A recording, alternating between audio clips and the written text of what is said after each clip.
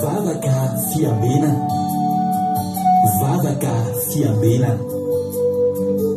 Arainao miala sinainy hatramin'ny zoma isaky ny amin'ny sivy ora sasany alina eto amin'ny pejy Andramboka Izaho Aky Radio. Vavaka fiambena, vavaka fiambena. Apokalipsy 1:20 ny 15. Ary nahita aho fa indro ny tanàna masina dia Jerosalema vaovao midina avy any an-danitra tamin'Andriamanitra, voaomana tahaka ny ampakarina efa miaingo eo amin'ny vadiny. Vavaka fiambena, vavaka fiambena. Arainao miala sinainy hatramin'ny zoma isaky ny amin'ny sivy ora sasany alina eto amin'ny pejy Andramboka Izaho Aky Radio. Vavaka fiambena, vavaka fiambena. Vavaka fiambena, vavaka fiambena. Arainao miala sinainy hatramin'ny zoma isaky ny amin'ny sivy ora sasany alina eto amin'ny pejy Andramboka Izaho Aky Radio. Vavaka fiambena, vavaka fiambena. Apokalipsy 1:20 ny 15. Ary nahita aho fa indro ny tanàna masina dia Jerosalema vaovao midina avy any an-danitra tamin'Andriamanitra, voaomana tahaka ny ampakarina efa miaingo eo amin'ny vadiny. Vavaka fiambena, vavaka fiambena. Arainao miala sinainy hatramin'ny zoma isaky ny amin'ny sivy ora sasany alina eto amin'ny pejy Andramboka Izaho Aky Radio. Vavaka fiambena, vavaka fiambena. Halleluja. Dia amin'ny fifaliana lehibe indray lasy ny babalany eo amintsika amin'izao fotoana izao fa lehibe indray tena komeno aminao eto androany anatin'izao fandarantsika vavaka fiambelana izay ranao fandarana Andramboka Izaho ny Aky Radio ny mpikambana tanatin'ny groupe izay maharesy. Dia tahiny tompo zao tsika rehetrarehetra dia matoky sy mino fa ifampahery aminareo eto indray amin'ity androany ity. Raha androany no tonga niaraka aminay eto dia teteny aminao hoe voalohany indrindra hoe tonga soa ianao dia faharoa manarakaraka izany teteny aminao hoe maharetatra amin'ny farany satria tsy kisendrasendra mihitsy koa ny nahatongavanao eto fa resy lahatra mihitsy hoe tena misy raharaha ilan'ny tompo anao ka dia maharetatra amin'ny farany. Tonga soa faly izay mahita anao dia maharetatra amin'ny farany. Dia miarabantsika rehetra izay efa-paketo ihany koa. Alleluia. Tahiny tompo manokana ranavavy Lina artizana de Madagasikara niditra voalohany teto androany. Dia mena tsodrano ianao tsodranonao androany dia zao manao hoe ao amin'ny bokin'i Isaia fa 4:20 andiny fa 1:20 sy fa 2:20 tsodrano ranavavy Lina androany. Tsy Lina rery fa miaraka aminareo rehetra ny Koweït, Arabie Saoudite, Chine ary Madagasikara. Isaia 44:21-22 no atolotra anareo amin'ity androany ity ranavavy Lina. Hoy ny tena androany hoe tsarovo zany Jakoba fa dia ianao ry Israely fa mpanompoka ianao, noforonoko ianao ka mpanompoka, tsy ho adinoko ianao ry Israely eo. Zay efa nandevina ny fahadisoanao taka ny fandevina ny zavona ary ny fahotanao taka ny rahona, ko miverena amiko efa nanavitra anao any. Halleluia. Amen. Tsy ho adinon'Andriamanitra ianao sady efa levonina ny fahadisoanao. Halleluia. Ka dia tahiny Jesosy raiso fa ho anao zany tsotra zany Lina ho anareo rehetrarehetra ihany koa ny Koweït, Arabie Saoudite, Chine ary Madagasikara. Ranavavy Lina eto France narakaraka azy tao Zamina eto France. Dia tahiny Jesosy razana soa Sylvie Koweït,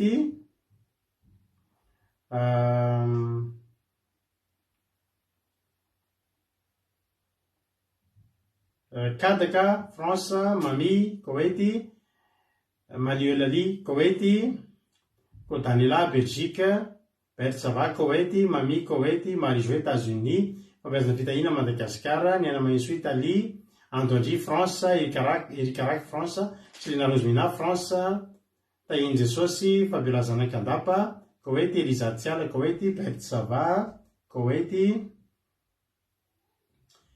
Ao ihany koa maranaraka ny Berta tao Angelina Andrinasolo France, Felana Rakoto France, Angelina Diamant Chine, Andoandry France, Tahiny Jesosy Marie Hortensine Koweït, Sarindra Rahaingo France, Mampionina France, Suzelle Suisse, Lantinirina Liban, Felana Rakoto efa teneko teo France, Nambinitso Makrina Koweït, Fabiola Zanakadafa Koweït, Miriam Andriamarana Madagascar, Togasoa daholo, Aingodirina Rodriguez Arabie Saoudite, Marina Diana Canada, Tina Rakoto Arzaka France, Razana Monique Koweït, Togasoa daholo isika menakavy maharetatra amin'ny farany daholo Alleluia, tsisy isorina lina raiso ampinoana nareo mahazo tsotra andreny dia raiso ampinoana, tena raiso ampinoana fa tena ho tanteraka aminareo reny. Amen. Mbotsy Zilda Koweït, Vergelina France, iny Jesosy faly be mahita anareo faly mahita anareo tia mpanomboana fa tena faly koa raha hita anareo hatrany amin'ny farany ahatratra amin'ny farany amin'izao fandarana zao. Androany tsika dia ny ekipa iaraka amiko eto androany navavitsika Anitra Clarisse ana Madagasikara nitondra vavaka fanomboana, Bert Sava any Koweït nitondra tenin'Andriamanitra ary vavaka ho an'ny firenena, Vavy Rosemina eto France. Zay indray no ekipa iaraka amiko eto androany dia manasa anao ary ilao zatra aloha dia andao tsika aloha hivavaka, andao miraka amin'ny fotoana ampelantanan'Andriamanitra, andao mampandrosotsika ny anabavintsika Anitra Clarisse, izy no hitondratsika ao anatin'ny vavaka fanomboana. Tany tompo Anitra Clarisse, anao ny fitenenana.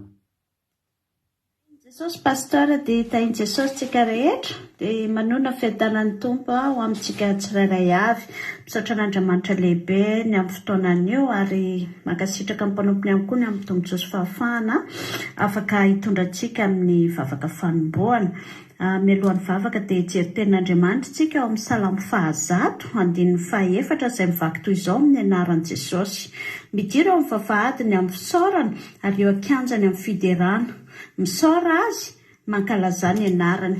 Amin'ny alalan'izany tenin'ny mpanao salamo izany ry havana no anaovantsika ny vavaka fanomboana amin'izao fotoana izao koa andeha tsika hiaraka hisaotra an'Andriamanitra sy hametraka am-pelantanany ny fotoanan'io. Ry Jehovahandriamanitra eo dia indreto izahay hisaotra sy hankasitraka anao ny amin'ny fahatsaranao satria tsara ianao ary mpanao tsara. Misaotra anao izay ray malala ny amin'ny fotoanan'io indray nataonao afaka manatona anao eto amin'ny tongotrao mba hiaino sy hianatra ny teninao. Ko apetraka hiafianao am-pelantananao ray malala izao fotoana izao, eo ambany fahasoavanao, eo ambany fitarihan'ny fanahinao masina ary indrindra eo ambany fiarovan'ny ra sarobidin'i Jesosy.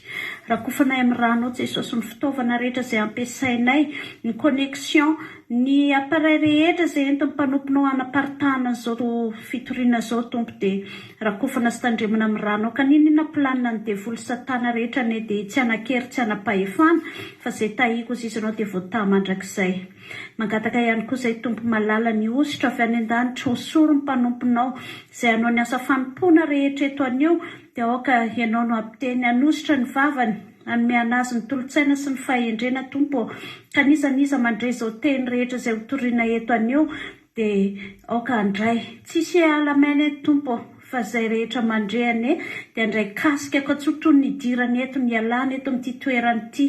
Ray malalo dia mankasitraka anao izay satria fantatray tompo fenao ny asa, ianao ny ame tanteraka n'izao fotoana rehetra izao ary ho feno tanteraka eto amin'ny fanatrehanao. Koa satria ao amin'ny fanatrehanao ray malala dia misy fahavokisam-pifaliana, tehirizo amin'ny tsirairay avy tompo ny fifaliana izay raisina amin'ny fotoanan'io ary ao aorianan'izao fotoana izao ihany koa tompo mety misy olona mandrehany izao fandaharana izao dia ianao ny kasika ny fony izy ireny, ianao ny tahiriny fifaliana ao am-pon'izy ireo tsirairay avy. Raha eo mankasitraka anao izay satria fantatray fa miaino sy mamaly vavaka ianao ary ankasitrahanao hatrano sisa ianao. Raha toka mangata-javatra amin'ny anaranao izahay dia miaino anao sy mamaly vavaka dia ankasitrahanay ianao tompo lalina tsara indrindra. Mankasitraka raha ny amin'ny valim-bavaka izay raisinay avy aminao ho anao any amin'ny voninahitra mandrakizay. Amin'ny anara sarobitinao Jesosy ny anaovanay izany vavaka izany. Saotra raha eo. Amen. Halleluja, mankasitraka dia mankasitraka Anitra Clarisse amin'ny vavaka izay nataonao mamy amin'ny dia mamy mivavaka dia tahiny tompo mitombo ositra dia mitombo fahasoavana dia maherezatra any amin'ny asan'Andriamanitra. Halleluja. Raha misy mbola tsy narabaiko teo tahaka ny Styrirano Benja eto Fransa, Tsirembaramiel Fransa, Someva Fransa, Ravakarana Fransa, Angèle Pagès Fransa, tahiny tomponareo menakavy dia maretatra amin'ny farany daholo. Eny ary hiditra amin'ny toyany fotoana ary tsika anao hira reno tsika hidirantsika ao anatin'ny tenin'Andriamanitra. Eny tenin'Andriamanitra tsika rehefa avy eo. Ao koa iaina eto Fransa ihany koa iaina tahiny Jesosy ao ambadika ao izy zamina kamaradin' Jesosy nena mahisoety nefa narabeky teo daholo zay tahiny tompontsika Bartel Aurélie ao Madagasikara ao dia tahiny tompo ihany koa. Androany rapitso dia raha afaka pitso dia tapitra aloha fandarantsika efa nilazaina teto foana zay fa verimberina ihany. Verimberina ihany amin'ny zoma misy farany lohany fandarana afaka fiambenana dia amin'ny 1er septembre andraisika mihoana. Ny dikan'izany dia zao rehefa tonga ny fotoana ohatr' zao azadiny ny mivavaka amin'ny alina. Raha tianao dia mbola afaka mijery anaty page eo anao dia misy fandarana efa tany aloha tany afaka miverina mijery an'ireny ianao. Tsy laninao ny eo raha ohatra hoe mba tonga zany ny fotoana mba tsy te hangingina reny ianao dia hojery fandarana amin'ny ordinateur anao na amin'ny telefona anao ilay tany aloha tany reny dia afaka ny ahery foana ihany ianao. Alleloia. Dia miverina antsika 1er septembre dia tonga ilay tsika ny 2 septembre ny sabata 2 septembre sy ny lahady 3 septembre tsika dia miditra anaty fifadikanana 2 andro raha iaraka aminay nareo dia ny zoma 1er septembre ilay tsika ilay miverina eto mandefa MP amiko dia ataoko anatin'ny gropy. Alleloia. Zay ezaka tsika hoe raha tahiny tompo tsy tapaka ny fandarantsika dia mba ezaka tsika mba ataontsika metimety tsara amin'ny zoma zao mba faraparany kely aloha. Alleloia. Tahiny Jesosy Lovlitina dia tahiny tompo ihany koa iama io Jesosy Noely koa dia tojo dia andondria tahiny Jesosy daholo nareo mareta hatramin'ny farany daholo. Zay ny filazana. Ny filazana manaraka tahiny Jesosy ny asina ihany koa tahiny tompo ao Madagasikara ao. Alleloia.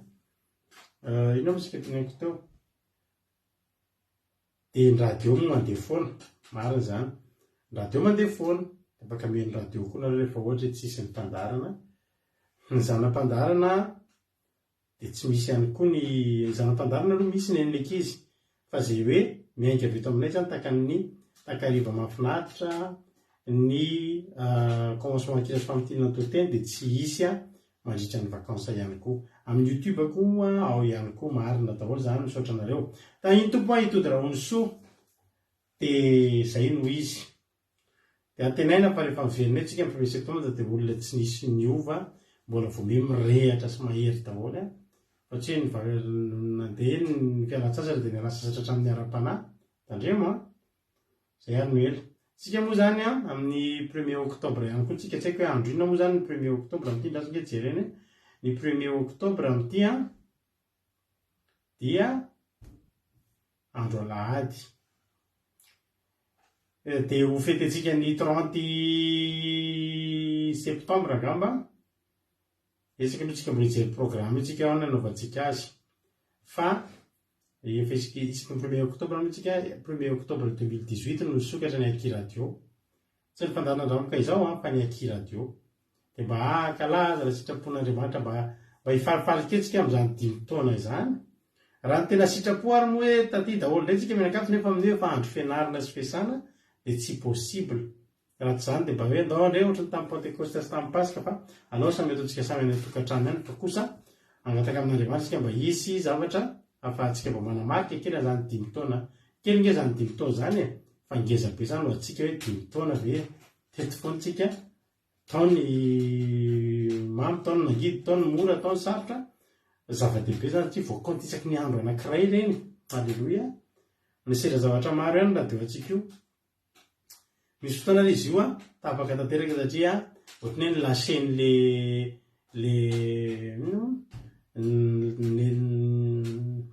navelan'le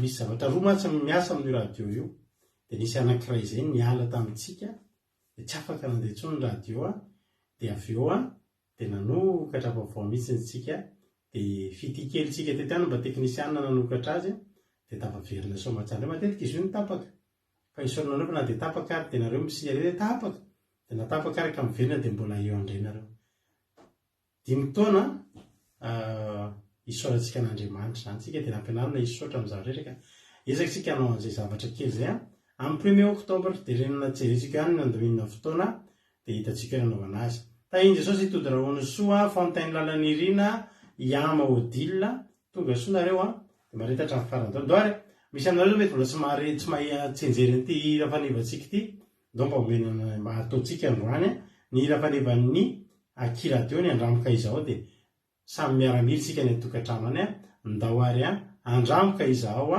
meno finaritsika rehetra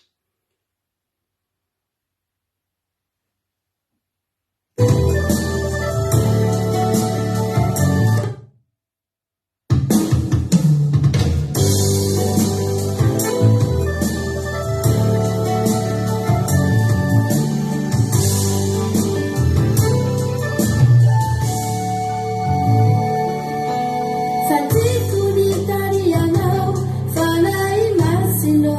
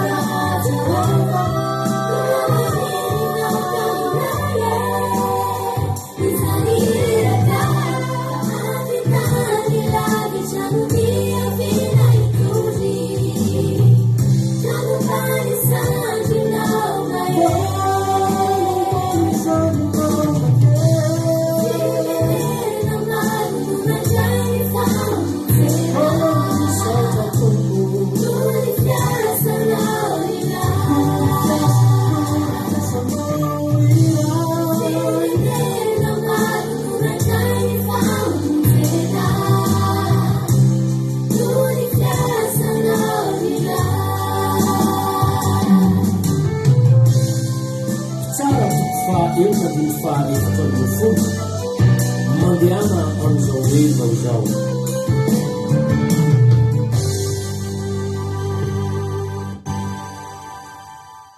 Halleloia, efa fantatrareo fa ino ny teny falevantsika mandehana amin'izao herinao izao. Halleloia.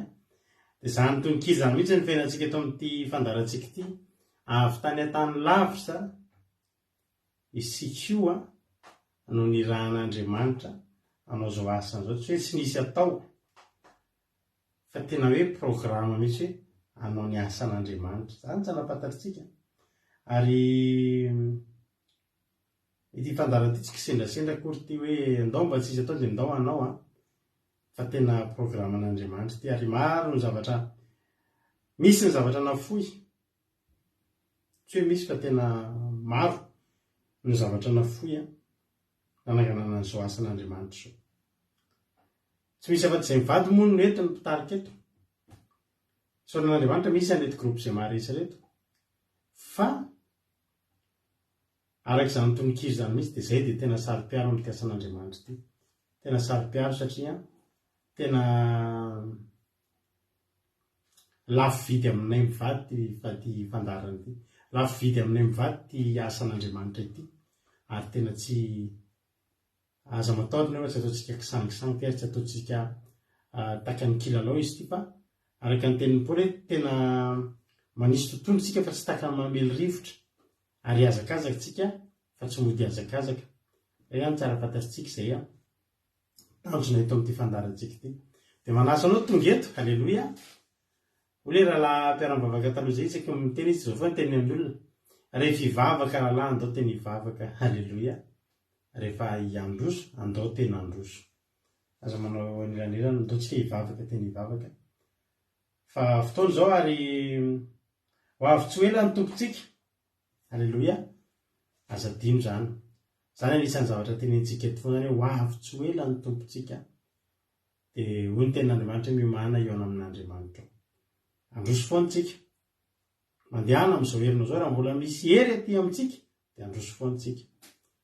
Tsy angino hivavantsika io raha mbola misy hery tsika. Halleloia. Ho an'Andriamanitra ny voninahitra. Misaotra anareo eo foana tahiny tompo dia mahirezatra ny hatrany. Sandola mbola tsy narabaiko asan'ny apôstôly rahalahy koa mbola tsy narabaiko Sandola ny Koety asan'ny apôstôly ao Madagasikara.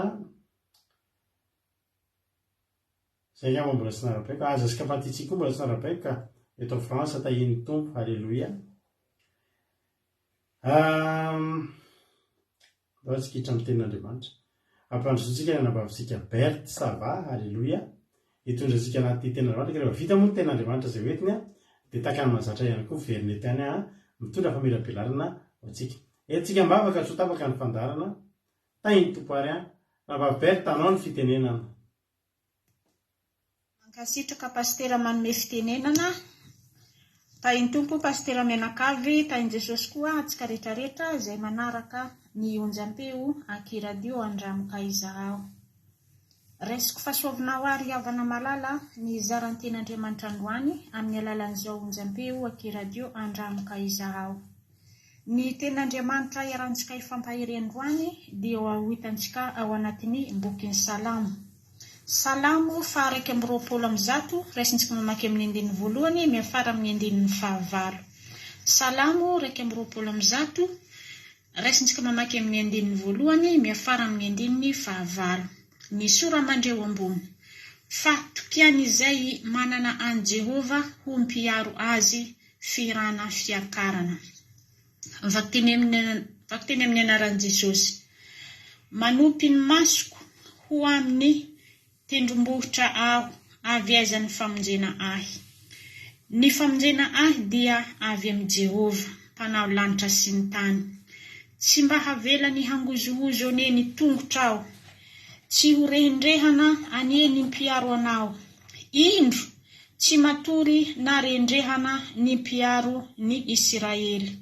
Jehova no mpiaro anao, Jehova no fialofanao eo amin'ny ankavananao. Ny masoandro tsy mba halemy hanao noho ny andro, na ny volana noho ny alina. Jehova hiaro anao amin'ny ratsy rehetra. Eny, hiaro ny fanahinao izy. Jehova hiaro anao na mivoaka na miditra hatramin'izao ka ho mandrakizay. Aleluia, amen. Izao ten'Andriamanitra zao ry havako malala dia ny ten'Andriamanitra izay fanehoany ny voninahiny ny amin'ny olona izay matoky azy. Fanehoan'Andriamanitra ny voninahiny ny amin'ny olona izay efa matoky ilay Jehova Andriamanitra. Aleluia. Milaza amintsika ry havana ny ten'Andriamanitra manao hoe manopy ny masoko ho amin'ny fitendrombohitra aho avy aiza ny famonjena ahy. Ny famonjena ahy dia avy amin'ny Jehova mpanao lanitra sy ny tany. Amen. Manahoana ry havana malala ny ao anatin'ny fontsika raha atsika tsiraikiraiky avy omen'Andriamanitra ny fanontaniana manoloana izao ten'Andriamanitra izao. Iza no hitokintsika afa tsy ilay Jehova Andriamanitra ry havana malala. Ary mandritra ny fotoana rehetrarehetra izay iantsoantsika an'Andriamanitra na dia tsy eo antendrombohitra aza. Eny amin'ny tokantrano misy atsika tsirairay avy ry havana malala.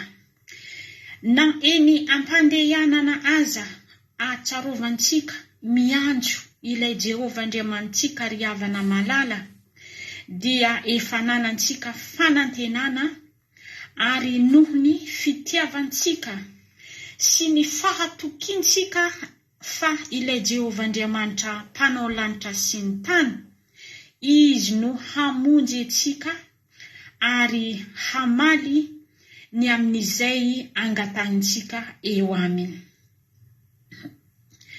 Mampahery antsika ry havana izao ten'Andriamanitra izao. Teny velona ho antsika tsirairay avy ny ten'Andriamanitra ry havako malala. Ndao atsika hanana fitokiana, fanantenana, fitiavana ary hetaheta hitoky ny amin'ny ilay Jehova Andriamantsika. Ary na dia miantso ilay Jehova Andriamanitra azy atsika ry havana na andro na alina dia misy fotoanany ny zavadrehetra. Misy faharetana ary misy fampanantenana rehefa manana ny fifandraisana eo amin'ny ilay Jehova Andriamanitra isika ry havako malala. Ary mampaheretsika isanandro ilay Jehova Andriamantsika mba hananantsika tena hoe tsy hanana fangozohozonana eo amin'ny tongotra momba ny toerana rehetra izay misy antsika ry havana. Misy fotoana antsika tena anatin'ny harerahana na amin'ny alalan'ny ara-tsaina na amin'ny alalan'ny toerana izay alehantsika na amin'ny alalan'ny fieritreretantsika na amin'ny alalan'ny vatantsika. Misy fotoana ry havana tena mahatsiaro hoe reraka kanefa manana ilay Jehova Andriamanitra isika.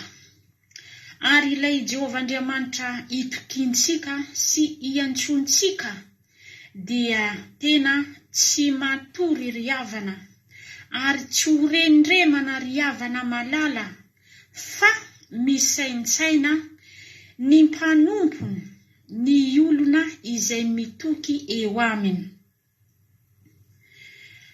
Ary tsy manana fotoana hatoriana ilay Jehova Andriamantsika satria efa izy no miaro antsika na andro na alina. Raha tsy amin'ny alalan'ny heriny Jehova Andriamanitra ry havana dia manahoana ny fiafarantsika tsirairay avy. tsy misy ny azontsika hitokiana hanteherana hananantsika fanantenana afa tsy amin'ny alalan'ny Jehovah Andriamanitra ry havako malala. Ary Jehovah Andriamanitra rery ihany koa no hialofantsika mandrakariva mandritra ny androm-pivelomantsika tsirairay avy.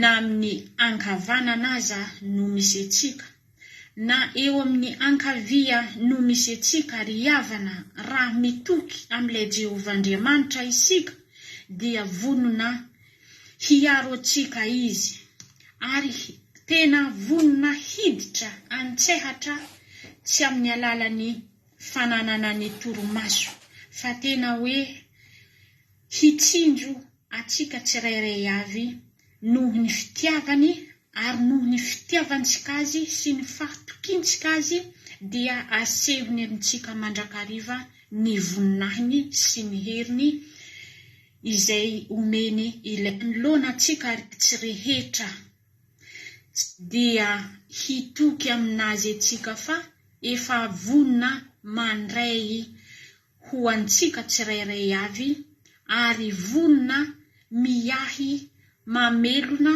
miaro ho antsika tsirairay avy ilay Jehovah Andriamanitsika. Aoka ny teny ry havana tena ho velona ao anatintsika tsirairay avy. Na inona izay anatintsika mampiahiahy atsika, mampatahotra atsika, tsy ananantsika fanantenana velively aza, miteny amintsika ny ten'Andriamanitra. Ndao ry havana hitoky amin'ilay Jehovah Andriamanitsika, hiresaka eo amin'ilay Jehovah Andriamanitsika mandritra ny androm-piainantsika rehetra, mandritra ny amin'ny fotoana mampangetahetatsika na inona ho entintsika eo anoloany, dia ho tanteraka izany rehetra izany. Tsy matory narendremana ilay Jehovah Andriamanitsika ry havana, fa miahy atsika mandrakariva izy, mitsinjo atsika mandrakariva izy, satria zava-dehibe eo anoloany ilay Jehovah Andriamanitra ny fananany atsika ho tia azy, hankaty azy mandrakariva sy hanana fahatokiana ho azy mandrakariva. Izay ten'Andriamanitra izay dia nentiko nampahery atsika tsirairay avy, dia averintsika ho an'Andriamanitra ny voninahitry, ho antsika kosa ny fiadanana. Tiantsika Jehovah Andriamanitra ry havana nda ho samby hanana fitokiana, fanantenana ary fiandrasana ny amin'ny alalan'ny fanatonantsika, fifampiresahantsika amin'Andriamanitra ny fontsika tsirairay avy. Dia reina Jesosy ny amin'ny teny dia voninahitra ho anazy rery ihany. Aleluia, amen. Aleluia. Mankasitraka indrindra andranabavy Berta Zavatsika eto anatin'izay tenin'Andriamanitra izay. Andriamanitra manaka-pahasoavana maro fitianao ny mitomositra dia mitomofa soavana trany andranabavy Berta tamin'ny asan'Andriamanitra izay nataonao teo. Sondrantsika rehetra koa manome courage an-zareo amin'ny alalan'ny fankasitrahana, fa mampahery an-zareo, tena vorain-jareo fankasitrahana ataonareo ireny, dia matoka an-zareo iteny mbola hiezaka indray amin'ny manaraka, anao ny tsaratsara kokoa indray. Aleluia. Tenin'Andriamanitra tena tokony hampahery antsika ty teny ity. Ny soramandry dia fahatokiany izay manana an Jehovah ho mpiaro azy. Aleluia, amen. Andiny voalohany, manompo ny masoko ho amin'ny tendrombohitra avaizan'ny famonjena. Na hoe aiza ny avian'ny famonjena. Andiny ny faharoa, ny famonjena dia avy amin'ny Jehovah mpanao lanitra sy ny tany. Tsy mba velany angozozany eny tongotrao, tsy mbo rendrehana ny mpiaro anao. Indro tsy matonona rendrehana ny mpiaron'ny Israely. Jehovah mpiaro anao, Jehovah mifirofanao amin'ny ankavananao. Ny masoandro tsy mamelanao noho ny andro, na ny volana noho ny alina. Jehova iaronao amin'ny ratsy rehetra, eny iaro ny fanahinao izy. Jehova iaronao na mivoaka na miditra hatramin'izao ka homandraka. Izay zany hoe voaro daholo amin'ny fotoana rehetra, voaro amin'ny zavatra rehetra, ary voaro ny aminao rehetra. Izay ny dikan'izay. Ny mombanao rehetra voaro, na ny eritreretinao na matory ary ianao, dia arovan'i Jehova na dia nofinao ary, na dia ianao ary, hatrany amin'ny subconscient anao any zany, dia voarin'i Jehova. Tena hatrany anatin'ny fisainanao lalina, hatrany anatin'ny hoe matory ianao, dia arovan'i Jehova hatraminao tsy hanofy ratsy. Na dia ny fanahinao azy, ny vatanao moa dia efa tsy lazaina intsony. Ny fonao, ny sainao, ny vatanao, ny tovanao, ny sainao, ny nairanao rehetrarehetra, ny mombanao manontolo. Halleloia. Ny vatanao, ny manodidina ny vatanao. Ary ninninona ka zavatra ratsy dia arovan'Andriamanitra amin'izany. Tena tsara aro ange zany ry havana. Na ny masoandro, Andriamanitra zany sady eo ohatry ny hoe elo, no batery fiarovana, no apinga. Miaro anao amin'ny zavatra rehetra. Masoandro tsy amelanao noho ny andro, ary ny volana noho ny alina. Andro aman'alina, tsara aro. Tsy mba fiarovana tsotsotra, assurance touristique mihitsy raha ohatra ianao hoe entana na zavatra zany, tena touristique. Mahafinaritra ny tomobile rehefa assuré touristique.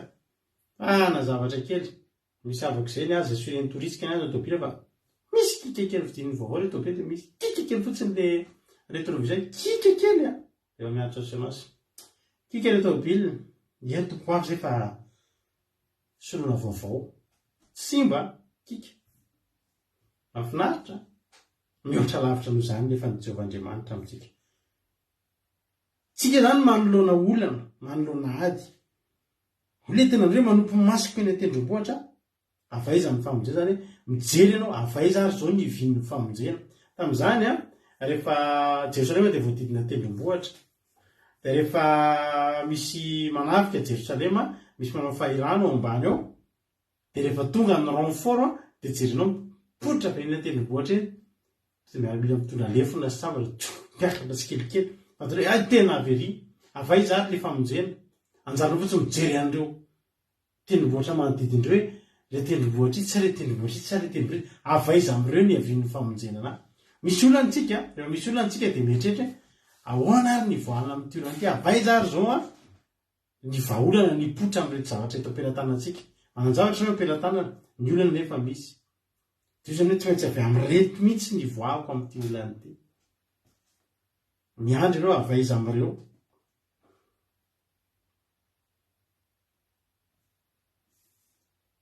Fa nefa tsy amin'ireo.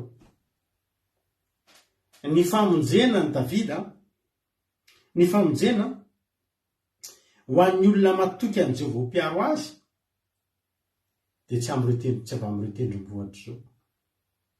Tsy avy amin'ireo tendrombohitra izao.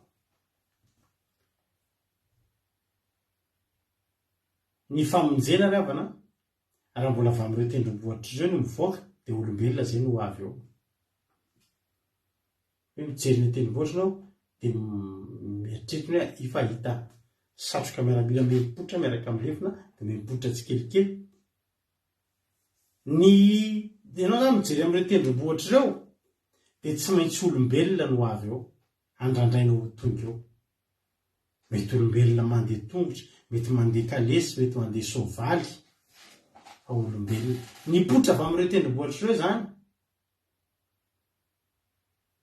dia vahaolana ara-nofo daholo. Vahaolana ara-nofo daholo. Ary misy tokoa nge vahaolana ara-nofo e. Misy fotoana nge tena misy mpanjaka miaraka amin'ny miaramila ny tonga manavitra ny Israely e. Miandany amin'ny Israely. Tena misy fotoana tokoa ny tendrombohitra tena mitondra famonjena. Tena misy. Misy fotoantsika, misy famonjena tsika avy amin'olombelona. Misy fanampiana, misy vahaolana, misy solution avy amin'olombelona. Rehefa manana olana ianao, tsy voatery hoe tonga dia misy amintsika ary manana olona tsy voatery mivavaka izany.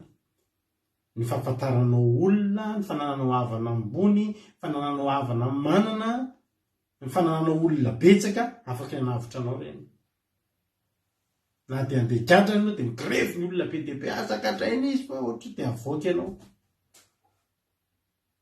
Misy ny vahaolana avy amin'ny olombelona, misy ny vahaolana avy amin'ireo tendrombohitra eo, misy ny vahaolana mipoitra avy amin'ireo tendrombohitra eo, ary ny olona rehetra miandrandra amin'ireo tendrombohitra eo daholo rehefa mila vahaolana, mila fanampiana ratafika, mila fiandaniana, dia miandrandra amin'ireo tendrombohitra tsy maintsy mivoaka avy amin'ireo tendrombohitra manodidina ny Jerosalema ireo, tsy maintsy mivoaka amin'ny anankiray amin'ireo na avaiza avy any amin'ny lafo valiny nosy, avy lafo valiny firenena na vazantany efatra, tsy maintsy.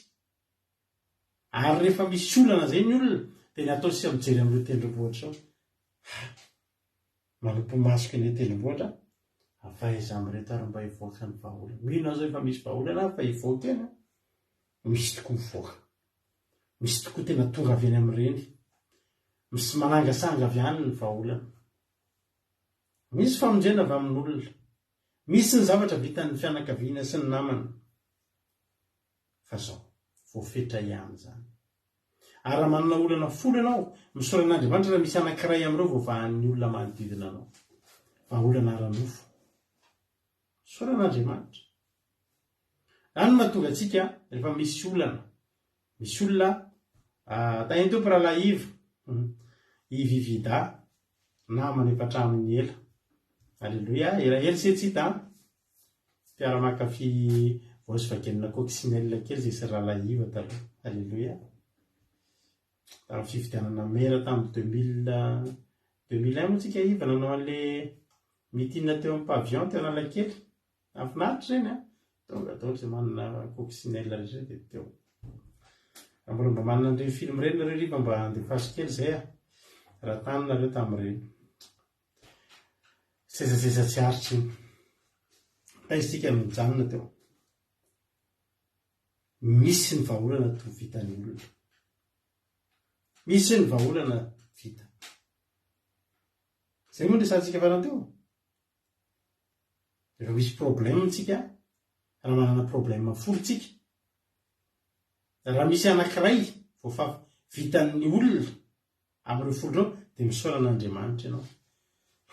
Misaorana Andriamanitra. Ary ny 9 ambiny aza miandry olona tsony. Ny olona ngery afa na manao zavatra na itsika reto ary. Hoy isika masoa efa misy olona ampiana izay, manampy indray mandeha no tsika dia manampy. Manampy indray fa mamboka miaraka amin'ny teniteny kely fampitandremana. Hoy isika ty, manampy fanontelo no tsika tsika. Iny amin'izay dia efa mba manao fa dia ampiana foana aminareo e. Iny telo dia vita. Raha betsany a. Misaotra toja. Tsika reto fanao an'izany. Misy olona hoe ampiana foana. Iny telo tsika raha be indrindra amin'ny manampy. Tady dio izay. Eo amin'ny isa telo tsika mijanona. Voalohany aloha tsika mbola masotro tsara. Faharoa dia efa manomboka mahona ihany. Any amin'ny fahatelo, tsika ty sisa ny farany fa ataovy izay tafavoaka amin'ity. Fa tsy marina izany. Izany hoe rehefa manompo masotsika amin'ny tendrombohitra misy fotoana io mivoaka avy ny famonjena antsika. Misy fotoana tsy mivoaka eny. Anka Davida, ny mpanoratra ny Salamo 120 ry hapana, dia tonga dia niteny izy, tsy niandry intsony izy.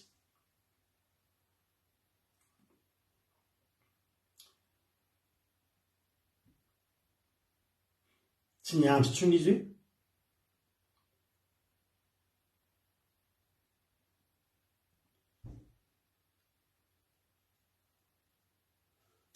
hoe mizafady aloha aza mbola manao appel tsika.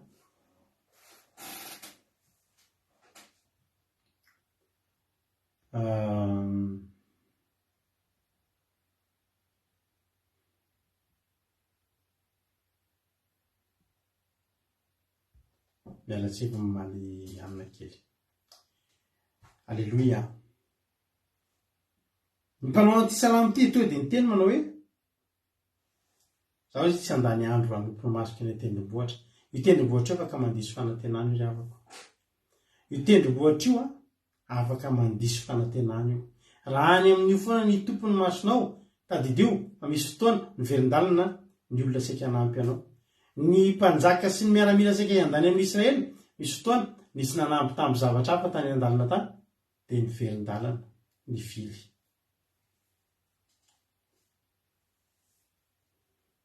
Misy manao azay teren'ny tompy izay mihitsy.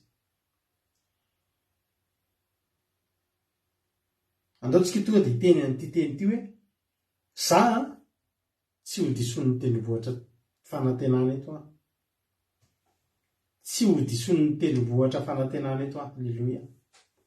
Ka io foana ny apakely ny aiko sampiakatra ny tensionko mijery ny tendrombohitra io foana. Fa zao ny zavatra ao ataoko. Alao iandrandra famonjena fa amin'ny Jehovah ilay tsy mamitaka tsy mandiso fanantenana hatrizay ka ho mandraka izay. Ary misy ny koa ny fotoana tena misy karazana problème sy karazana olana tsy afaka nijery koa ianao dia tendrombohitra ilay izy any hanampy ana amin'ity zavatra ity. Fa tsy maintsy hoy izany hoe Jehovah ihany sisa. Be dia be ngeravana ny olana sy ny problème. Tena teneniko anao, be dia be ny olana sy ny problème. Tena Jehovah sisa. Tena mandinika ny hoe tsisy mahavita an'ity olana ity afa-tsy Jehovah sisa. Sisa. Maro. Tsika ireo dia ohatr'izany taona ny ankabetsahantsika. Hoe tonga eo anoloan'ilay olana ianao dia izany hoe vavaka sisa. Tsisy afa-tsy vavaka sisa. Tsisy afa-tsy Jehovah sisa.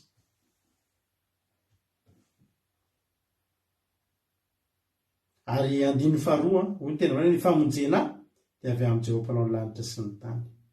Ohatry miteny izany hoe ty olako ity tsy vitana tendrombohitra intsony ity. Tsy vitan'olona andrasako hipoitra ny tendrombohitra intsony ity. Misy ny olana ry havana. Raha tsy manan-tsakafo ianao rapitso teneniko anao mihitsy, mbola mety misy afaka manampy anao amin'ny sakafonao rapitso. Mandefa SMS amin'ny fianakaviana. Tsy tena mba sahirana izay fa mba tsisy sakafo mihitsy rapitso ny ankizy. Fa tsy maintsy misy havanao tonga na mandefa vola amin'ny telefona na zavatra tsy maintsy. Izay zany azoko antoka izay. Na namanamanao fantatro ny mandefa volanao. Vova zany. Fa rehefa tratra ny aretina tsy hitana dia ny dokotera tsy mahafantatra inona ny ty aretiny ity.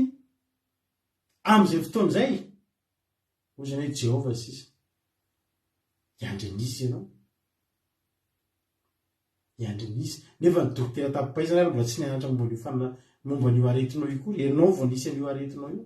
Nisy olo ohatr'izany eto amintsika teto. Tonga any États-Unis dia davina hoe ino ny ty aretiny ity na fanavody tsy hita. Ho an'Andriamanitra ny voninahitra hita teto amin'ny fandarana andramoka izao zany tamin'ny 2019 ravako. Ho an'Andriamanitra ny voninahitra tantara-nisy teto izany. Hita teto izany. Satria iza no eto? Tsy miandrandra valim-bavaka avy any tendrombohitra neto. Efa diso fanantenana impiry avy any tendrombohitra eny. Nijery tena tendrombohitra efa diso fanantenana impiry. Fa rehefa nandeha amin'izay nitoky tamin'i Jehovah, ny andrandra famonjena avy tamin'i Jehovah, mpanao ny lanitra sy ny tany, tsy diso fanantenana, mandraky tia ny androany mizara aminao. Fa raha tsisy solution andrasanao tsony, andraso ilay Jehovah Andriamanitra nandrasana. Jehovah sisa ny vahaolana.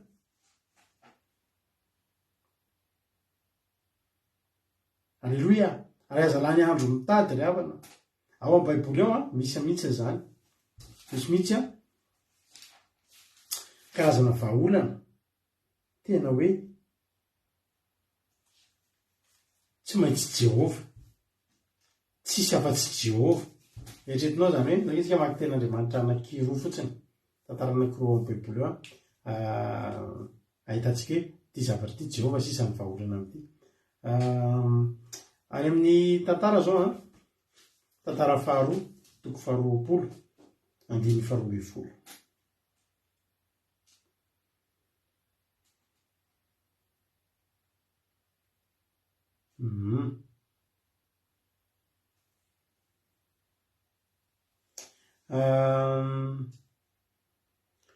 Tato amin'ny tantara faharoa toko faharoapolo ity ny soravana dia nandehanan'ny Moabita sy ny namany hiady amin'ny Jody ary mavaka ataony Josafata sy namonjeny Andriamanitra azy.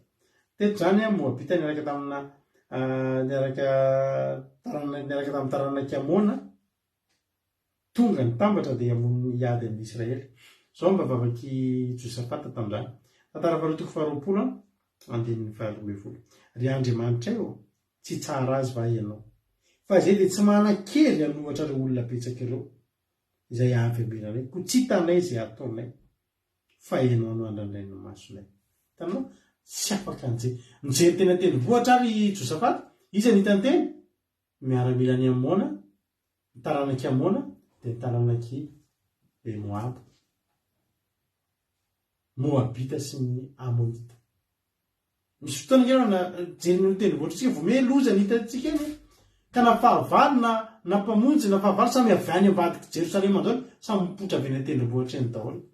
Ary misy fotoana tsy vahaolana no mijery ny tendrombohitra hoe avaiza moa famonjera fa ny vahaolana tonga dia mataka amin'ny Josafata hoe Jehova tsy manan-kery adivana amin'ireo zay tsy hitanay izay ataonay ianao nandrandray ny masonay. Tonga zany anao dia tena hoe tsisy azoka atao ty. Tantara faharoa fahaefatra ambin'ny folo. Tantara faharoa fahaefatra ambin'ny folo andininy fahafolo. Ary asa ny tarainy tamin'i Jehovah Andriamanitra ka hoe tsy misy afa-tsy ianao no mavonjy tsy manan-kery raha iadiny maro izy ka vonjay izay Andriamanitra fa ianao ny ankinanay ary ny anaranao no andehananay ady amin'ireto olona ireto. Jehova ianao ny Andriamanitra aza be isy olona resany. Avanao izy asa mpanjaka tsy misy afa-tsy ianao no mahavonjy anay. Ry amana misy ny problème misy ny olana tsisy afa-tsy Jehova sisa.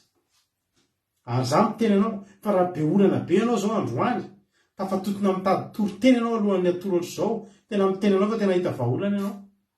Ary aza mandeha aiza n'aiza tsofa fa io ny vahaolana io mahareta amin'ny fivavahana miandrasa valim-bavaka fa tena hitanao ao io. Aleluia. Avaiza ny famonjena avaiza tokoa ary ny famonjena. Zao ry havana malala rehefa eo ampiandrasana eo ampipetrehana olana tsika eo ampiandrasana vahaolana dia mangovitra tsika. Mahafinaritra amin'ny Jehova rehefa Jehova ny andrandray tsika na mbola tsy tonga aza ny vahaolana ianao tsy avela mangovitra. Aleluia. Vahaolana mbola tsy tonga nefa antenaina fa ho tonga. Zany nge ravana ny assurance antsika ao amin'ny Jehova tsy maintsy tonga ny rehefa Jehova ny lazana tsy maintsy tonga. Tsy mbola nisy tato amin'ny Baiboly Jehova tsy tonga zany. Tsy nisy. Nisy fotoana tara Samuel vao tonga tsy nahandro tsony Saoly fa izy tonga fa tsy tonga. Fa raha misy anankiray tsy mba mirahatery rendez-vous zany dia Jehova Andriamanitra. Aleluia. Tsy avelany hozozany eny tongotra ao tsy ho rendrehana ny mpiaro anao. Anao ilay famonjena mbola vao andrasanao ny famonjena dia avy amin'ny Jehova. Andrasako Jehova andrasako ny famonjena avy aminy. Fa zao mandra-piandrinao an'ilay famonjena efa miasa sady izy aloha. Jehova mandra-pahatonga ny vahaolana efa misy zavatra ataony miasa izy ka tsisy masaka.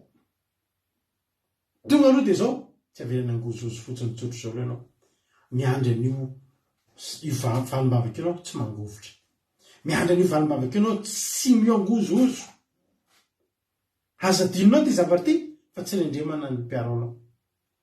Ino izy tsy matorina rendremana ny mpiaro ny Israely. Misy mpiaro rendremana. Tsy hitany kory fa taty amintsika zao nisy zazalahy very, zazalahy kely very. Ny raibeny sy renibeny mipetrahany. Azo antoka mety nisy fotoana natoro-kely ny raibeny na ny renibeny natoro-kely anao ny antitra. Tao anatin'ny fotoana foy tsy hita tsony malaky tendroany tsy hita le zaza. Satria naninona? Ozy izy zay taloha rehefa manao baby foty tamin'izay mbola kely. Tamin'izay mbola taloha manao baby foty dia misy fomba fiteny hoe miesona ny garda.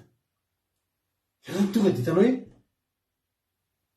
fantatra hoe tena azo atsofoka etsy amin'ny etsy ty fa rehefa le anao service iny ianao manao hoe mpanao baby foty tena piloka baby mbola kely dia piloka vola be baby foty. Fa tonga dia hitanao ny lalana kombany hoe io misy lalana malalaka miesona ny garda ozy izy tsika taloha. Tonga dia maty ny baolina. Tena misy fotoana ny mpiandry matory. Misy fotoana ny mpiandry rendremana. Ary rehefa rendremana dia lasa ny fahavalo ny aza. Lasa ny biby masika ny remby. Lasa ny biby masika ny ondry.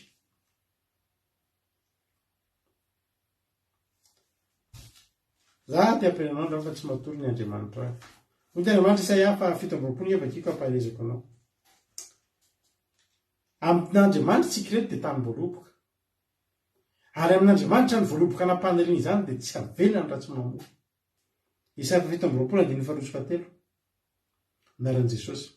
Amin'izany andro zany ny iranareo ny amin'ny tany voaloboka azahoana divay mahery hoe izaho Jehova ny mpiaro anio.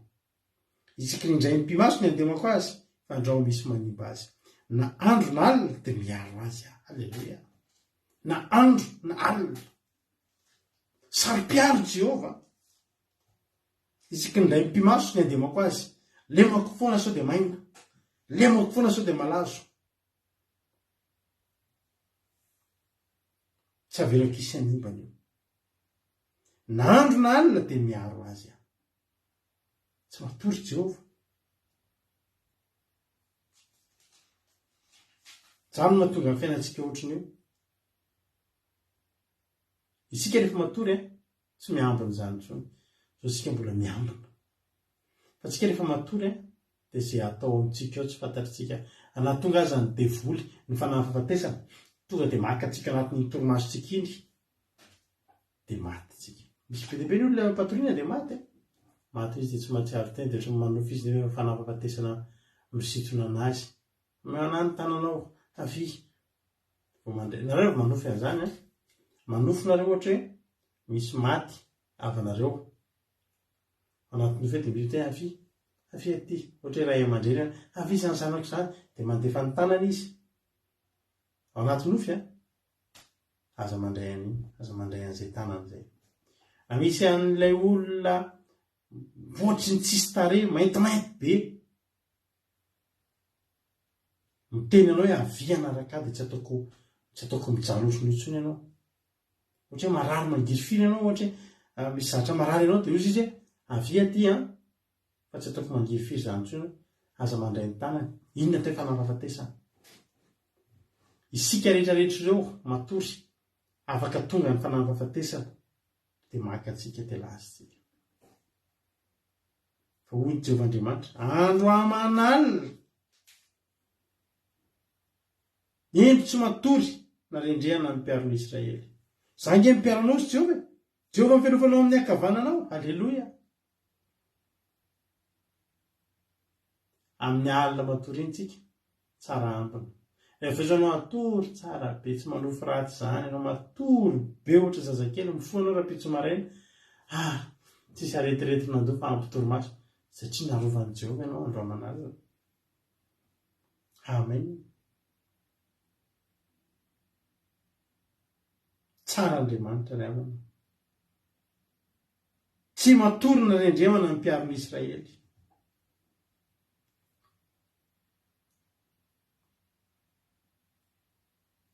Salamo 118 efa kitsika teo ambadika ao. Salamo 118 andiny fadimy ka hatramin'ny fahafolo.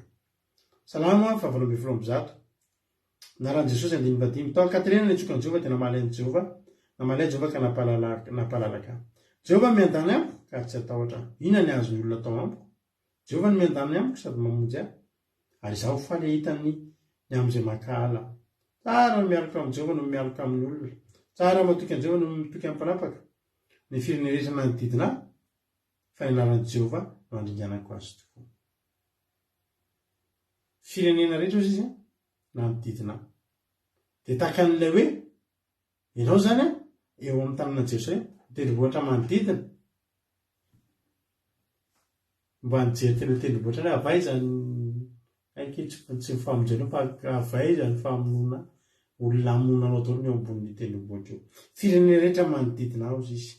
Fa zao kosa za tsy mitoky amin'ny tendrombohitra fa ny anaran'i Jehova no handriganako azy tokoa.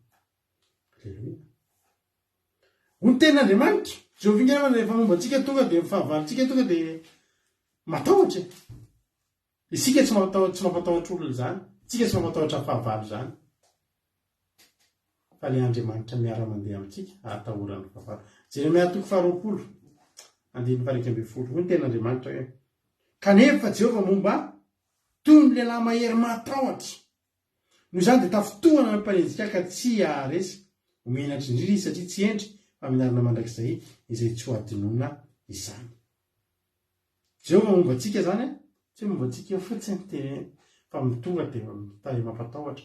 Tsy tsika matahotra, aorianantsika ao misy Jehova Andriamanitra tonga dia le takan'le raha mampatahotra ho ny tena Andriamanitra vao mahita n'iny ny fahavalitsika. Tsika mehitra tsika ny tena hita ny fahavalo fa tsy tsika fa le Jehova aorianantsika. Tsara ngery avy ny miaraka amin'ny Jehova mampatahotra ny olona io, mampatahotra ny fahavalo io. Raha izany ianao mandeha eo aloha dia ohatrany hoe matahotra anao ny olona fa ny aoriananao ny tena atahorany Jehova. Halleluja. Jehova momba atony lehilahy mahery matahotra. Efa tantariko anareo ty tantara ty. Nahita mpangaro paosy zay tena zaho zany mahafantatra mpangaro paosy satria za ny fahiasa tamin'ireny jolahy mpangaro paosy reny taloha tamin'ny fahatany-drano. Dia fantatro daholo ny fomba fataony reny. Za vao eny amin'ny taxi be reny dia to dia fantatro hoe rehetra avy ny mpanendaka, reheto avy ny mpanendaka. Ao anaty bus reny mpangaro paosy dia fantatro hoe itsy mpangaro paosy. Teneniko anao zany dia fantatro hoe reto olona tsy milamina. Araiko daholo ny fomba fiasan'ireny mpanendaka ireny. Mandeha tsy telotelo zay izy raha kely indrindra ary tsy mandeha be dia be koa izy manjara mizara be dia be ny remby. Tsisy mpanendaka mandeha rery zany. Tsisy mpangaro paosy principe mahery mandeha rery zany. Mandeha tsy telotelo reny. Tadidio zay. Rehefa hanafika olona reny ohatra hoe andeha hanendaka olona dia milo lalana, misy anankiray milo lalana zay aloha. Iny milo lalana iny mirepere anao aloha hoe izy olona io misy iny ny aminy, iny avy ny andro dia iza dia mandeha iny aloha. Ny ao aloha ny ao aoriana amin'izay no manao ny rehetra dia miverina le ao aloha telo ny contre anao io.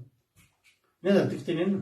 Za zany efa taty aoriana amin'izay efa tsy namana tamin'ireny intsony dia mahita mba te handamana eny an-tanàna. Dia jereko miaré amin'ny bus eo amin'ny tanànanay. Ireo mpangaro paosy. Dia zany namana zay champion du monde tamin'ny kickboxing zany namako zany. Mahay miady be tena tsisy ohatr'izany zany, tsy maresy. Dia niaraka tamin'izy io Razoso. Dia miaraka mampiarahaba miresaka zany zay sy Razoso dia izy ohatran'ny hoe lava be izy ngeza. Dia hitako amin'izay le andeha hitany arabe dia nahita le mpanendaka. Dia tonga dia natoniko le mpanendaka dia niteneniko. Inona ny ataon'ireo mpanendaka aty an-tanànay aty? Na mandeha dia izao fa tamin'izay efa nisy portable dia mba nanana portable le atao eto amin'ny voaka kely misy portable dia nisy portable atao eto amin'ny paosina. Ina ataonareo an-tanànay aty? Kely anareo azotareo atao manendakendaka ty an-tanàna mandeha. Dia nodidin'izy telo lahy. Zay ry zokiny ataonao fampanendaka, zany re sika voendaka. Zanana tena fa miaraka amin'le Razoso le mafy be ao aoriana koa. Zay ny raha nefa zay miresaka. Razoso tsy nepita fa za rery nepita. Seka voendaka indray ary avana tamin'izay. Zany eritreritra ianao nefa miaraka amin'le ngeza dia tsy ianao tsony. Dia sasa ianao. Jerevy ihany toditody ihany aloha hoe Razoso satria fa miatsy tao. Fa Jehova ao. Halleluja. Ary Jehova rehefa aoriananao ao tonga dia mijery anao ny fahavalo fa tonga dia ho ny tena Andriamanitra. Kanefa Jehova momba atony lehilahy mahery matahotra zany tonga dia matahotra ny olona. Jereo tsara ty misy tantara efa nitoritsika teto fa zany hoe mahasoantsika ny tena verina. Mpanjaka faharoa mamaky tenin'Andriamanitra kely tsika. Mpanjaka faharoa toko 7 andiny voalohany. Teto zany dia misy zavatra tsy vitan'ny ninina intsony.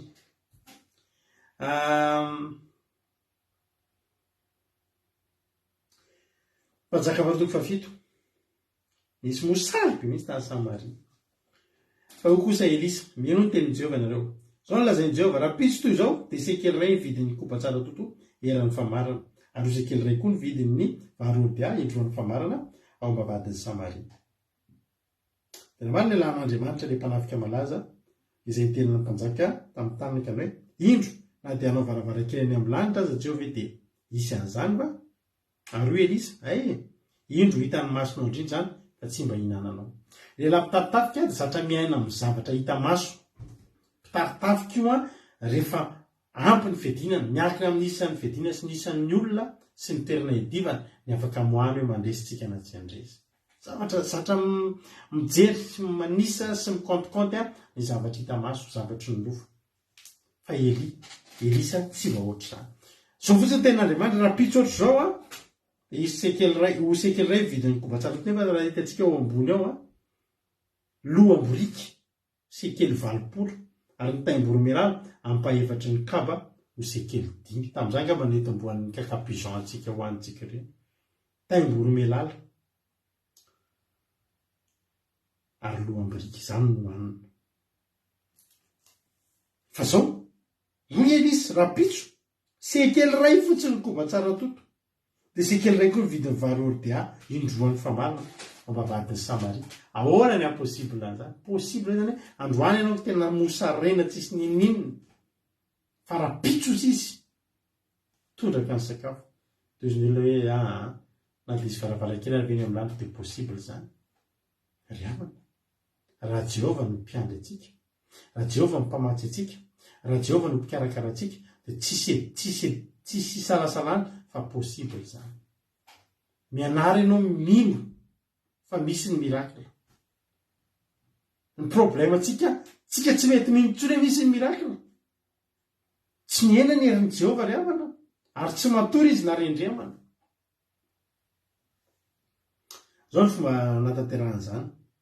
Andimy tantera nisy boka Efata. Boka Efata.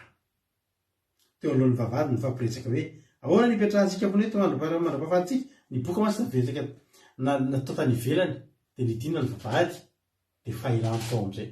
Le boka zany navoaka tsy tao anaty fahirano fa boka. Fa mitenanao rehefa ianao avoaka an'izao tontolo izao ianao maneke fotsiny. Fa tsy ny ao anaty tanàna no natao hoe voavonjy. Fa afaka eny ivelany ianao fa tahiny ny tompo. Aza mba malahelo amin'izay plasy osinanao zany fa atao fotsiny atao vaontsainy miaraka amin'ny Jehovah ve za sady tsy miaraka. Aleluia. Misy fotoana mety ahilika. Fa zao mety miara vohilika. Tsy mety tovy miara vohilika aminao mivoaka eny Jehovah. Tsy ny toerana. Io zany ny olona zay nitomany le boka. Dia tsy miboaka moa ny olona. Dia tsy manapidina tao an-tanàna ve? Malahelo. Dia hamono tena fa boka. Boka fa nisy Jehovah teo. Aleluia. Nisy boka Efata teo. Zao zany ny tenin'le boka. Sady tsy navela hiditra tao tanàna izy ao tanàna teo tsy ninona. Hoy raha mitranga antsika dia maty fotsiny. Fa zao andaosika ery amin'ilay fahavalo ery. Zao ery amin'ilay fahavalo ery tsika. Nisy boka Efata teo alohan'ny vavahady ny fampiresaka ao ny fampiresahantsika hipetrahantsika foana eto mandrafahantsika.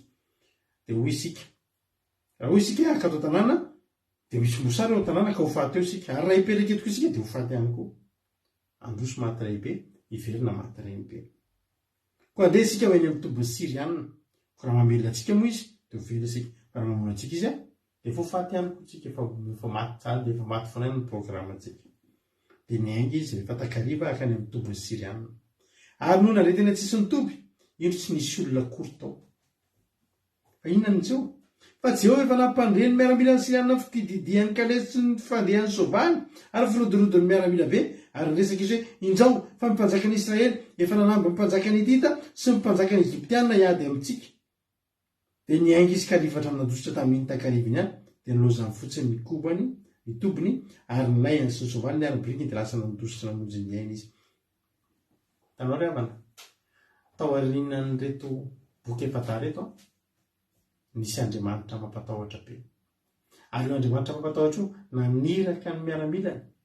Dia ny kalesy tsy soavaly izay tsy hita maso fa afaka reniny sofin'ny fahavalo. Za mitenanao manana miaramila analinalykisa nge Jehovah Andriamanitra ao an-danitra ao ry havana. Ry havako. Misy miaramila tsy hitanao nge manodidina anao io e. Tsy nge manana tafika manodidina antsika. Na zao mitenanao ao an-tokotany ao zao misy tafiky ny lanitra tsy matory ao miambina ny menakavy. Misy foana diny manidina varavarankely aty. Tobilinay zao ivelanao tsy mety secret kosa. Misy entanao anaty tomobilinao ao amin'ny tokotany anaty garage ao, garage-nay tsy midy ao amin'ny tomobilina. Mangingina aty an-tanànanay. Misy fotoana bisikileta an'ny ankizy kilalao an'ny ankizy tafidirina tokotany eny mbola tsy nisy mipika evety amin'io misy olona mandeha makany amin'ny gendarme hoe very le bisikileta nenay tsy very satria manino tsy hita maso ohatsy fa misy anjely manodidinao misy miaramila mitoby manodidinao Jehova zany eo arina mampatahotra be amin'ny favalo izy koa maniraka tafika koa ery aloha ery mirodorodo na le feoan'izy efa-dara eo amin'izay ny feo ditongotry izy efa-dara nampino ny ditongotry ny miaramila ny Jehova tsy hita maso dia ny soavaly sy ny kalesy ny fahenon'ny siriana azy tody zao teneniny tonga ozy izy ny ino disy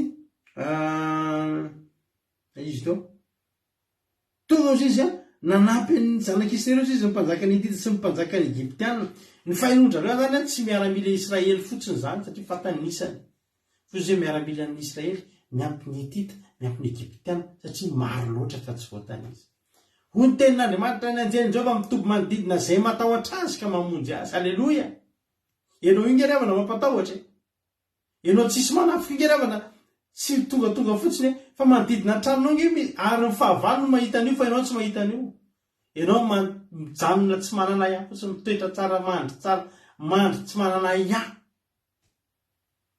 fa ianao tsy mahita an'io ary tsy ampahitany Jehova anao io fa ny tena randre sambatra zay mino nefa tsy mahita mino fa mahatonga anao ohatry ny tsisy mikitika tsy hoe ianao no mafy be tsy hoe ny alikanao masika be hoe chien méchant zay na nisy alika mpiamby tanàna taloha fa tsy men'olona pozina de maty iny fatina alika iny ihany nataony tanoana ny varavarana tsy apahany mivoaka tamin'izany fa raha manafika izy fa ianao io manomboka zao isaky ny metsika atory ianao de teneny hoe misaotra Jehova amin'ireo miaramila ianao tsy mahita fa misy io reto boky efa-dara reto ny eloavana miaramila be de be tsy enin'izy efa-da akory fa enony fahavalo gorodogorodogorodogorodoko sady feona soavaly le tena ngetena gorodogorodogorodo be de be andao hitsoka ozy izy andao hitsoka zany Jehova ry havana mifamonjena avy amin'ny Jehova zany to de tsy hitanao maso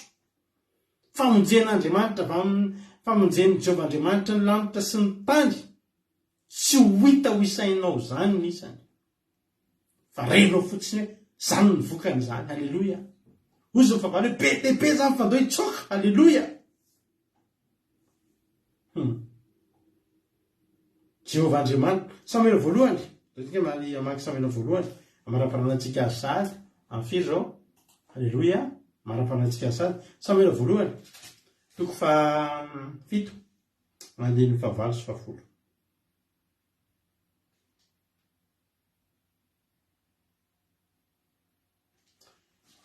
hoy ten'Andriamanitra ny napebahany Solomana napebahany Samuel ny Israely sy nandresen'ny Filistina ary nitsarany Samuel ny Israely andiny 9 de hoy zanak'Israely tamin'ny Samuel aza mitsahatra mangataka mitaraina amin'ny Jehova Andriamanitsika ho anay ianao mba hamonjeny anay amin'ny tanan'ny Filistina andiny 7 naka zanak'ondry mbola minono Samuel ka natazo fanatitra hotorina amin'ny Jehova de nitaraina tamin'ny Jehova ho an'ny Israely ary niaino azy Jehova zava-dehibe zay andiny 10 ary raha mbola nanatitra amin'ny fanatitra hodorina Samuel zany mbola tsy nanao ninino zanak'Israely mbola tsy nanao ninino fa mbola nifantoka tamin'ny Jehova za miteny anao androany ny problème anao tsy mety mifantoka amin'ny Jehova hoy ny tena Andriamanitra mijerea de ho voavonjy ianareo ny problème ny olona am'izao tsy Jehova nijereny fa ny olona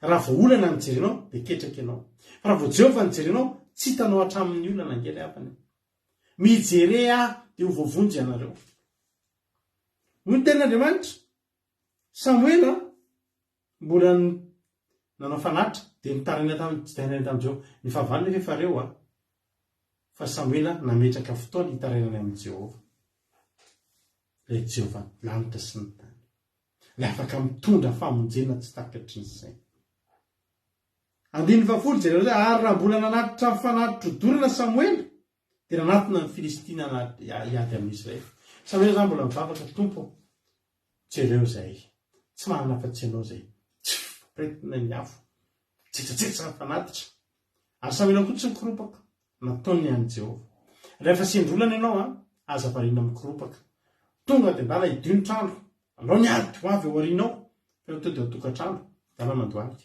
tanameno am Jehova. Samuela zany nataony. Ny fahavalo efa manomboka ao anatina ny Filistina. Jehova Samuela tsy mikorompaka. Tsy variana, tsy mikorompaka izy, tsy mikorompaka izy. Nataony ihany ny fanatitra. Midorany ihany ny fanatitra. Nitaraina tamin'ny Jehova izy. Hoy ny tena hoe ary raha mbola nanatitra fanatitra dorina Samuela dia nanatina ny Filistina iady amin'ny Israely. Mbola tsy nahafantatra akory zany ny Israely efa zany fa miainga ihany. Ary ny Filistina tena ireo fa variana mivavaka. Andao atao amin'ny fanaovana azy. Fa za miteny ianao variana mivavaka io, tsy lany andro ianao. Tadidio zay teniko izay, tsy lany andro ianao variana mivavaka io. Fa i Samuela sy Israely variana mivavaka, minona miteny, nareo dia variana amin'ny mivavaka io, fa rehefa tsy mba mamonjy ny tenanareo. Samuela sy Israely variana mivavaka, ny Filistina nanatona. Inona zavatra traka? Ary raha mbola nanatitra fanatitra dorina Samuela, dia nanatona ny Filistina ady amin'ny Israely. Fa tonga ilay famonjena avy amin'ny Jehova. I Jehova nampikotrokorana mafy tamin'ny Filistina tamin'izany andro zany, ka nampifanaritaka azy dia resy teo alohan'ny Israely izy. Zay rehefa famonjena dia avy amin'ny Jehova. Tsy Samuela no nampikotrokorana, fa i Jehova ilay nitarena ny Samuela. Ianao tsy matanika ianao variana mivavaka izany. Nareo alao variana mivavaka zay variana mitady vahaolana. Zay rehefa misy problème, tena tao dia vavaka aloha. Tompo, ahoana ity? Sina vahaolana tsy ho tonga eo zany rehavana. Tonga dia hozy Jehova hoe tsy ataoko amin'ny fanaovana azy. Reto fa nanatona, kotroka ny orana. Tonga dia kotrokorana mampatahotra. Ny fanaritaka ny Filistina teo dia zareo ihany ny famono. Kristina Sara avy aty Saodia. Halleluia, tonga soa Kristina Sara. Aitretinao zany hoe ianao variana mivavaka ny fahavalonao fanaritaka any. Maheno olona miady ianao, maheno zavatra mifikapokapoka ianao, maheno olona maty ianao. Fahavalonao daholo reny, feo amin'ny fahavalona, tsisy fahafeoany ao an-tokantranonao reny. Ary tsisy voakitika ny ao an-tokantranonao, fiarovananao nge fa voaro. Fa fanaritaka ho amin'ny fahavalo. Fanaritaka ho amin'ny fahavalo. Rehavana, dia tena ianao androany. Misy fotoana tsisy solution tsy eo an-tanana. Jehova sisa. Tena misy vahaolana avy any an-danitra. Anompo masika ny tendrombohitra, avaiza moa ny famonjena. Ny famonjena dia avaiza? Avy amin'ny Jehova mpanao. Avy amin'ny Jehova mpanao ny lanitra sy ny tany. Tena misy famonjena azo iandrandraina. Rehavana. Tena misy famonjena azo iandrandraina ao an-danitra. Avy amin'ny Jehova. Ndosika mba hiandrandran' izany. Fanaritaka ny fahavalo. Tonga dia tsisy azo natao. Tonga dia fanaritaka, tonga dia izy ihany ny namono. Izy ihany ny famono tao. Tsy niady koa zany hoe ny fanatitra ny nakasitrana androany. Fa fotoam-bavaka zany nataony dia resy ny fahavalo. Zany fa vahaolana avy any an-danitra zany.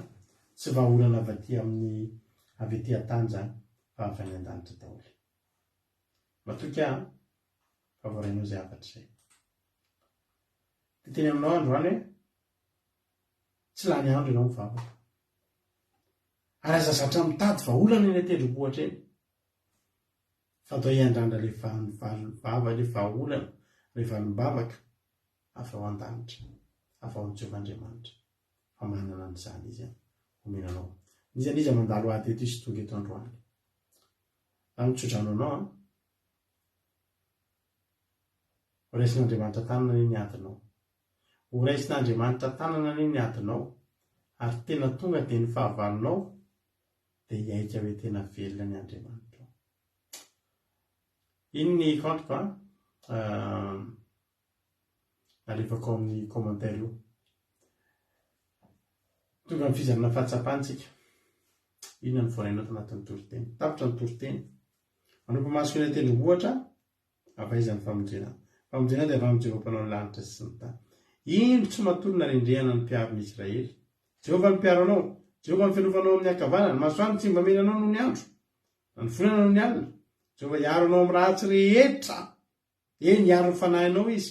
Jehova hiaro anao na mivoaka ianao, na miditra ianao. Na izy ianao na izy hatramin'izao dia mandrakizay. Tiavo Andriamanitra. Dao anompan'Andriamanitra. Fa tsy maintsy arovana ianao. Izy amintsika mizara fahatsapana androany. Misokatra ny mesanjerako afaka manao apel nareo tsy voatery ny groupe zay maharesy ihany fa zay rehetra maniry a izara fahatsapana dia raisina tanandroa izy a izara fahatsapana. Taka ny mahazatra moa dia raha latojo ihany no tafiditra voalohany a izara fahatsapana eto amintsika eto. Eto koa raha latojo inona ny fahatsapana zarainao androany. Jesosy pasteur dia makasitraka bebezoa raha navavy Berta sy pasteur tamin'ny tontolo tena mitahiry be. Alleluia. Tena mahakasitrana hoe mijery ihany hoe kanefa Jehova mombay toy ny lehilahy mahery manatao. Tena hoe ateraky amin'ny fiainantsika zany dia mahafinaritra ilay tantara kely tantarain'ny pasteur sady mahafinaritra kely ny famasaina. Dia tena mahakasikana tao anatin'ny boky efa kely efa tena fanetaka lalana roso maty emoka maty tsy hita ihany hoe aiza fa tena faterahan'Andriamanitra ny teny nanao anazy tahaka ny lehilahy mahery dia boka kely efa fanampisoka miaramila be bebe nefa avy eo sy fitahiana be ho an'ny Israely rehefa avy eo amin'ny zanak'Israely dia tena nahakasika hoe manao finaritra rehefa miasa Jehova amin'ny fomba tsy takatry ny saina. Dia tena misy famonjena ka ny an-danitra. Alleluia. Alleluia. Mankasitraka tojo a. Misaotra indrindra tojo a. Andriamanitra manakirepasavina ny amary fitianao tamin'ny asan'Andriamanitra.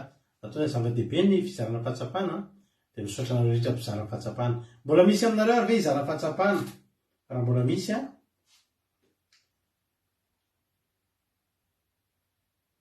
dia raisina tanandroa nareo.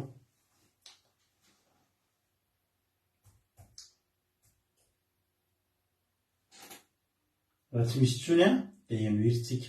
Novaiko kely ndrindra zay sirapasika ataoko teo dia hovaiko kely antiry ty hovaitsika antiry ty ndrindra sika nataoko teo. Tsara be koa ty raha ity. Alleluia. Tonga dia io fa misy zara-pahatsapana anankiray ndao ampanosotsika. Alleluia. Laso aloha laso asitsika sary. Alleluia.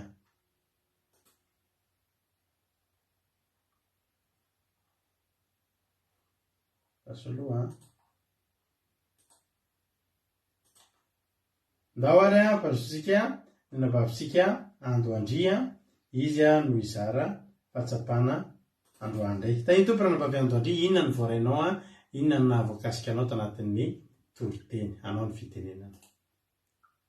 Tain'i Jesosy pasteur, tain'i Jesosy tsika menakavy dia mankasitraka raha vavy malala Berta tamin'ny tenin'Andriamanitra izay nentinao teto dia mankasitraka koa pasteur fa tena nampahery be ny mpamelabelarana dia ny fahatsapana izay tena nahakasika anahy teo pasteur dia ny hoe raha Jehova no hitokitsika amin'ny fotsika amin'ny herintsika amin'ny fotsika manontolo dia tena hoe mamonjy antsika Jesosy amin'ny fotoana rehetra dia miaratsika izy momba antsika amin'ny fahavalo rehetra satria dia mahatahotra sy mahery Andriamanitsika sady tsy rendremana. Alleluia. Amen. Alleluia. Mahafinaritra be ny fizarana fahatsapana. Misaotra betsaka Andoandria. Andriamanitra manakirepahsoavana ny amary fitianao tamin'ny asan'Andriamanitra izay nataonao.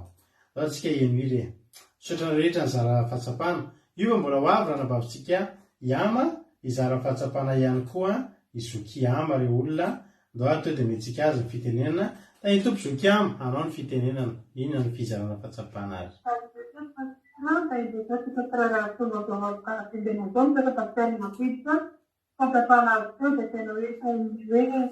Hoe tsika tena hoe ao anatin'ny ady dia tena hoe mahazaka fa le olona manisika tsika na le olona miady amintsika hita izay raikitahotra satria teny fiarovany tsika tonga dia mampatahotra azy amin'ny fomba mahagaga dia tena hoe zarena Jesosy miamizany fa ny fahavintsika dia mahino hoe teno miaramila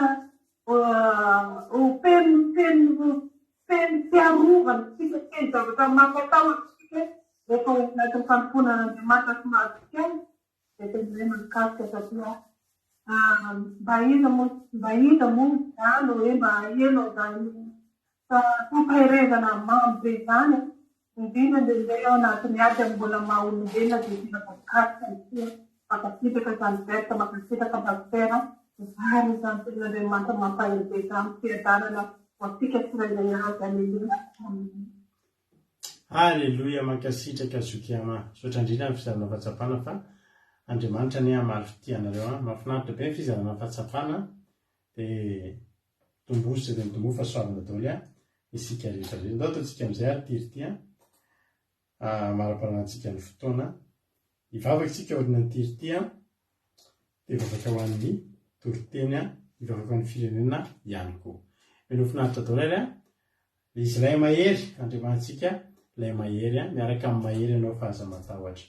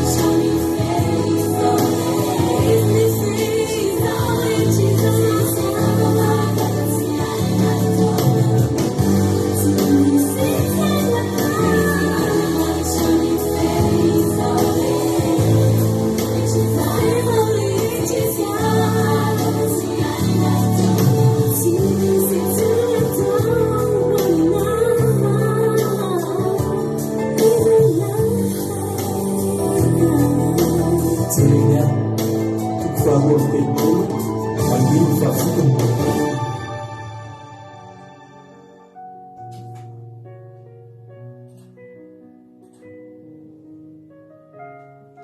Amen Jesosy a ianao tokoa le mahery, ianao le Andriamanitra mahery a, mahay ny zavatra rehetra.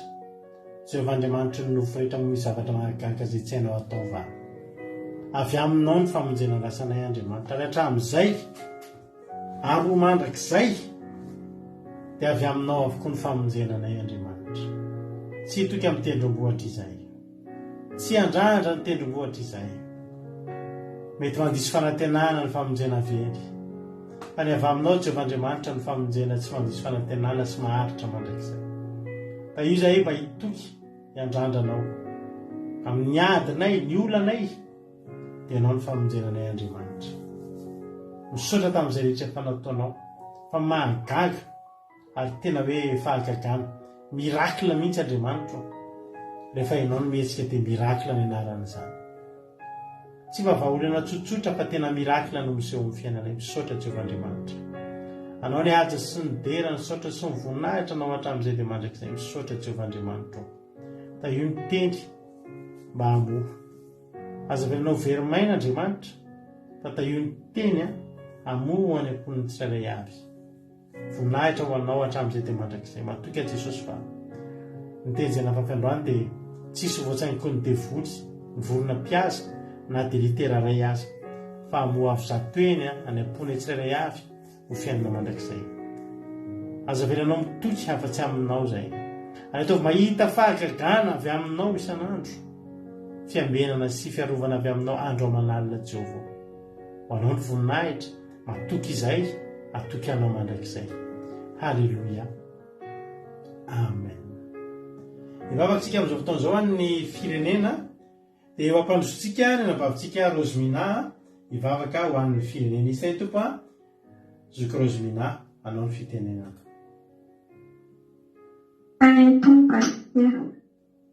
Tompo isika rehetra, vavaka isika ny anaran'i Jesosy. Tompo renay avo indrindra, ilay Andriamanitra tompoinay, dia ilay Jehovah avo indrindra, ilay tompo fahefana sy mpanjaka ny mpanjaka. Ianao no rainay, iankofanay, iambenanay eto isan'andro, Jehovah Andriamanitra, dia miatsa anaranao masina izay, satria ianao ihany no fantatray fa hamonjy anay, manavitra anay amin'ny fiainanay rehetra. Ianao Jehovah Andriamanitra no lohan-dalana amin'ny fiainanay, izay lalana rehetra tianao hatongavana amin'ny fiainanay dia ekenay avokoa izany Jehovah Andriamanitra. Tsy mitendrombohitra ihany koa no hijerenay, fa no jerenay Jehovah Andriamanitra, fa ianao no iandrandrana mandrakariva. Koa eto izay dia mibavaka ihany koa ho an'ny firenena rehetra, ho an'ny firenena malagasy Jehovah Andriamanitra. Indray mba iandrandranao foana ny zanak'olombelona rehetra ny ao anatin'izany fanjakany firenena malagasy izany. Tsy anompo tendrombohitra izy ireo na anompo zavatra hafa, fa anompo anao Jehovah Andriamanitra, satria ao aminao no ahitana fahagagana, ahitana fanavotana, dia ianao ihany no Andriamanitra tokana sady mahery. Ary mbola ny ran'i Jesosy ihany koa no mbola famonjena natokanao aminay Jehovah Andriamanitra. Dia misaotra anao, makasitraka anao Jehovah Andriamanitra, irana ny anaranao masina ary ankalazana mandrakariva ny anaranao masina. Ataovy tafapaka aminay mandrakariva ny fanahy masina Jehovah Andriamanitra, mba hipetraka amin'ny tsirairay avy ho an'ny vahoaka firenena rehetra, indrindra ao Madagasikara Jehovah, amin'izany taona sarotra izany Jesosy, dia ampio izay misy matoky izay fa ny fanahinao mipetraka amin'ny tsirairay avy. Misaotra Jehovah Andriamanitra, mankasitraka Jesosy. Alleluia. Amen. Alleluia. Mankasitraka indrindra andranavavy Rosemina tsika tanatin'izay vavaka ho an'ny firenena mamy izay nentin'izay. Andriamanitra manaky repasaovana any maro fitianao dia mitombosa dia mitombo fahasoavana hatrany nanabavy Rozmina. Dia misaotra antsika rehetra ihany koa tonga teto naharitra ny hatramin'ny farany tamitreto ny fandarantsika. Raha tsy mbola tonga eny amin'ny roalanitra Jesosy ka tahiny tompo venena soamantsara daholo antsika dia eo ndretindrentsika raha-pitso amin'ny sivy sasany. Aza dino io ny fandarana alohan'ny farany mialohan'ny alantsika sasatra ka amin'ny septambra antsika vao misy fandarana. Teneniko foana mantsy satria ohatr'izao matetika dia rehefa ohatra ny amin'ny latsinainy talatany dia misy hoe fa tsy misy fandarana fa tsy misy fandarana antsika raha tsy amin'ny 1er septambra indray aorianany amin'ny zoma. Tahiny tompo daholo antsika ny fandarantsika teto ny tapitra ny fiarahantsika fa ny fiarahantsika tsy tapitra fa mbola miaraka eto foana tsika raha miditra ao anatin'ny site web-ny Akiradio nareo akiradio.radio14345.com afahanao menonjapeo Akiradio dia menofinaritra misy hotezika ny adiny 3 amin'ny 2:7 maraina apitso amin'ny 10 miverina zao fandara zao mbola te eno ianao amin'ny 2:7 misy toriteny hafa ihany koa. Manolotra mamy antsika rehetrarehetra dia samita iny tompo raha pitso indray arsika meona. Halleluia. Amen.